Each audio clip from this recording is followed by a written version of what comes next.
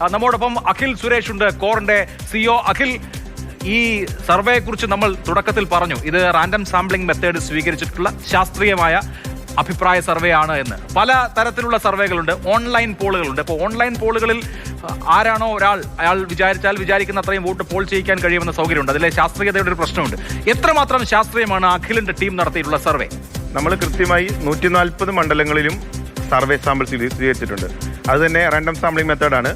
1600-ൽ പരം പ്രദേശങ്ങൾ, കേരളത്തിലെ 1600-ൽ പരം പ്രദേശങ്ങൾ.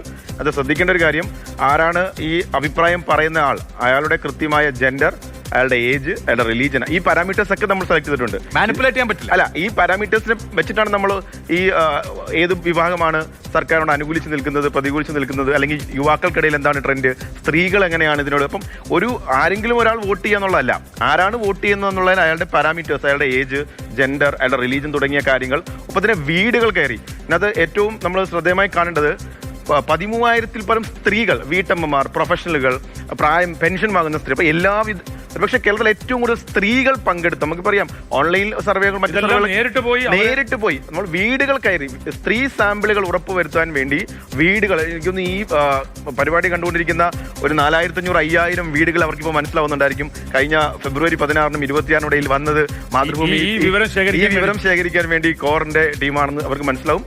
ഒരു സമഗ്രമായ എല്ലാ വിഭാഗം, ഏതെങ്കിലും ഒരു സംഘടിതമായ രാഷ്ട്രീയ പാർട്ടിയുടെ ടീമിന് ഒന്നിച്ച് അഭിപ്രായം പറയുന്ന പോലെയല്ല, ഒരാൾക്ക് ഒരഭിപ്രായമേ രേഖപ്പെടുത്താൻ സാധിക്കും. അപ്പോൾ ഒരാളുടെ ഒരഭിപ്രായമാണ് അത് രേഖപ്പെടുത്തിയിരിക്കുന്നത്.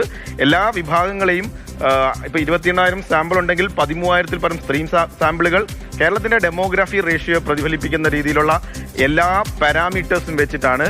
അത് ഓരോ മണ്ഡലത്തിനും ഓരോ പാറ്റേണിലാണ് നമ്മൾ ഇതിന്റെ സാമ്പിൾ സെലക്ട് ചെയ്യുന്നത്. ഒരെണ്ണം കൂടി ഒരു കാര്യം ശ്രദ്ധിക്കണം, അതാത് മണ്ഡലത്തിലെ വോട്ടർമാർക്ക് അതാത് മണ്ഡലത്തിലെ MLA-മാരെ റേറ്റ് ചെയ്യാൻ പറ്റൂ. ഇപ്പം ഞാൻ ചെങ്ങന്നൂർ മണ്ഡലത്തിലെ വോട്ടറാണെങ്കിൽ എനിക്ക് ഒരുപക്ഷെ താല്പര്യം KK ശൈലജയാണെങ്കിൽ എനിക്ക് KK ശൈലജയ്ക്ക് റേറ്റ് ചെയ്യാൻ കഴിയില്ല. എൻ്റെ മണ്ഡലത്തിലെ MLA ആൾക്ക് മാത്രമേ. അപ്പം അതാത് മണ്ഡലങ്ങളിലെ ആളുകളാണ് അതാത് മണ്ഡലത്തിലെ MLA-മാർക്ക് റേറ്റ് ചെയ്തിരിക്കുന്നത്.